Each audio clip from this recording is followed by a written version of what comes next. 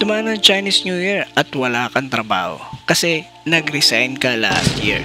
Pwedeng nag-freelance ka, ibang company, new career, o tampay ka lang.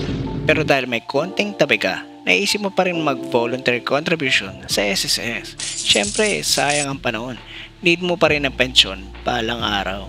Pero sumakit ang ulo mo bigla at napaisip. Kasi alam mo naman pag government, laging mahaba ang pila. Mahaba na naman po ang pila sa SSS. Makikita ang mahabang pila sa isang mall sa Quezon City. Sa SSS Bacoor branch naman, sinuong ni Joven Metoda ang ulan para lang mauna sa pila. Mahaba rin ang pila sa SSS Valenzuela. Pero wag tayo assuming di parati mahabang pila. Minsan walang pila, tsaka medyo nag-improve na din kahit papano.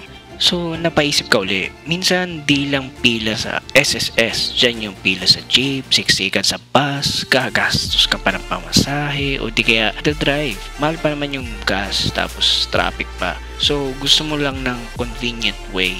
Kaya sa video na ito, papakita natin kung paano magbayad ng contribution online para sa mas convenient at real-time na contribution payment at gagawin natin pareho sa computer at mobile device.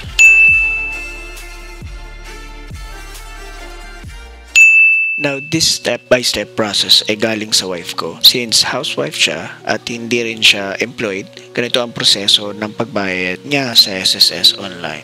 So, login lang tayo sa SSS logon screen. Tapos dito, get PIN. So, minsan hindi nyo nare-receive agad ang PIN. Try nyo lang uli para makuha ang PIN para sa SSS. Pero kung talaga nagka-issue kayo, please call SSS hotline or email. Pagka-login nyo sa website ng SSS, go to top, tapos click nyo payment reference, then contributions. From here, makikita nyo yung membership type, applicable period for the month of contribution. Highest will be 5,250, ang pinaka-lowest is 750 pesos. So yung sa misis ko is 750, yun ang pinakamababa. Then napansin nyo, hindi niya change yung membership type to voluntary. So magkaka-error siya sa pag-generate ng PRN. So yun nga, nagka-error sa pag-generate ng PRN. So ang gagawin lang natin is change to voluntary, then hit generate PRN. Then lalabas na yung payment reference number. So copy nyo lang yung VA reference number, sulat nyo or lagay nyo sa phone nyo. Then pwede nyo na rin itong bayaran sa Bilero. But sa example natin, we will be using e-wallet, which is GCash. At make sure na may laman ng GCash nyo plus 8 pesos para sa fee. Now from GCash, click nyo yung pay bills or bills. Then go to government. Then search nyo SSS. Then go to SSS contribution. Then type nyo yung amount. And then sa account type, it's PRN. And then type the VA reference number na kinap nyo.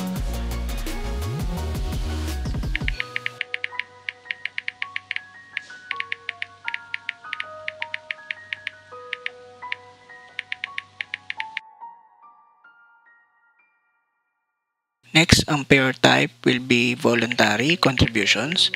Then, optional, type nyo yung email address. Then, hit next pag done na. Next is, i-double check nyo yung mga babayaran nyo, yung name, yung VA, yung payer type.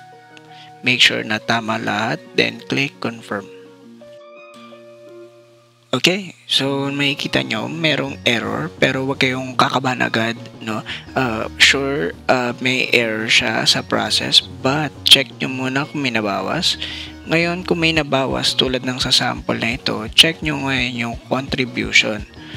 So, go back and then check. As you can see, January real time 750 pesos na credit agad sa SSS. So, real time to. Pagbayad, ando na.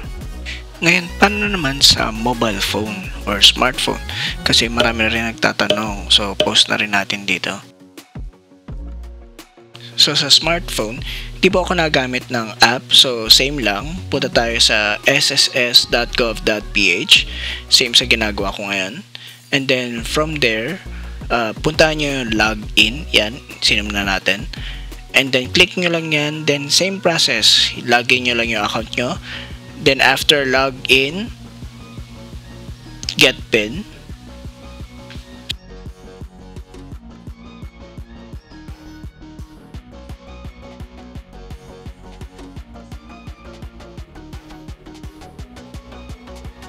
Okay, so yun nga, nandito na tayo sa webpage ng SSS. So from here, click nyo lang yan sa very top left, yung triple bar or yung tatlong line. Yan yung menu. And then go to payment reference number, which is PRN. Then click contributions. Now sa contribution, same process. Sa membership type, voluntary. Sa applicable, yung month na huhulugan nyo. And then sa contribution, pili lang kayo kung magkano yung ihuhulog nyo. Then generate PRN. And that's it. Go back to your e-wallet, then make a payment. O diba? Madali lang magbayad ngayon online. Pwede ka nang bumalik matulog.